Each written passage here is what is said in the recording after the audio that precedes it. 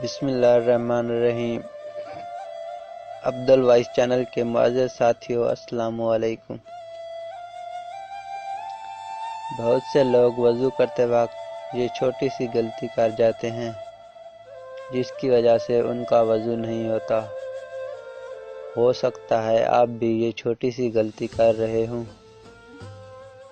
حضرت سعد بن زید رضی اللہ عنہ کہتے ہیں، رسول اللہ صلی اللہ علیہ وآلہ وسلم نے فرمایا، جس نے وضو سے پہلے بسم اللہ نہیں پڑھی اس کا وضو نہیں ہوا، اور جس نے بسم اللہ پڑھ لی اس کا وضو ہو جاتا ہے۔